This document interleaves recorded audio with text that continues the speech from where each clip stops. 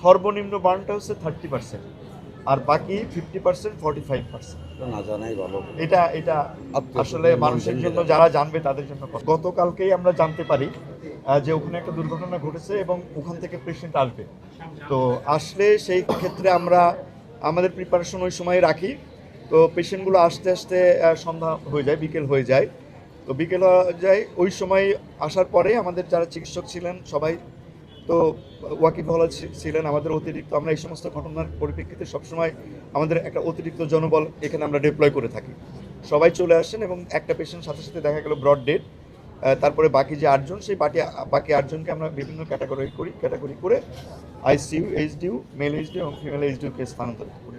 এবং তখন থেকে অ্যাকচুয়ালি চিকিৎসা শুরু হয়ে যায়। ইন দ্য মিন টাইম আমাদের স্বাস্থ্য মন্ত্রণালয়ের স্যারদের সঙ্গে আমার কথা হয়, এমপি মহোদয়ের সঙ্গে আমার কথা হয়।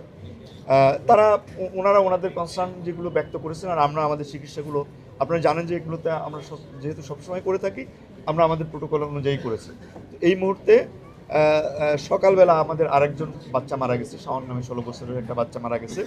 বাকি যারা আছে তাদের মধ্যে স্যাররাও বলেছেন, আমরাও বলেছি, সবারই 30%-এর মিনিমাম বার্ন যারা আছে তার 30% উইথ ইনহেলেশন ইঞ্জুরি সবসময় আশঙ্কাজনক।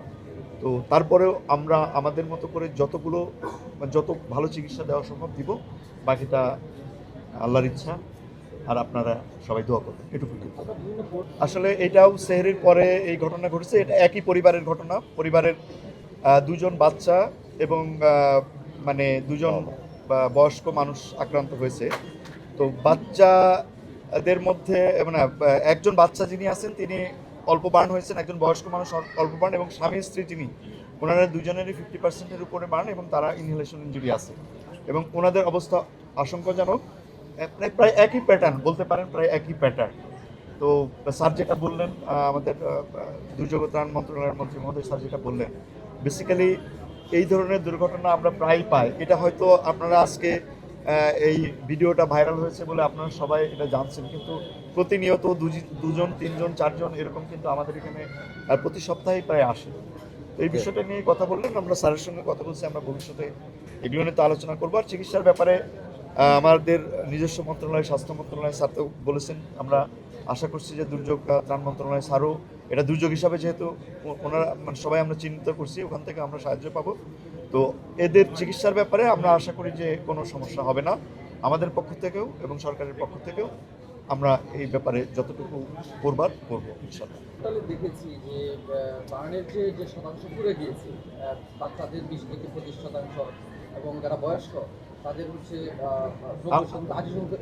আমরা কিন্তু বলেছি যে আমাদের 100%-এর বার্ন 3 জন একজন মারা গেছে, 80%-এর উপরে বার্ন আছে।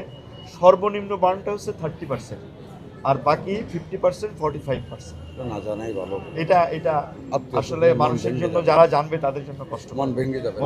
আমার মনে হয় যে আমরা এটুকু শেষ করি, আমাদেরকে চিকিৎসা করতে দেন, যে কোনো কিছু হলে আপনারা জানতে পারেন।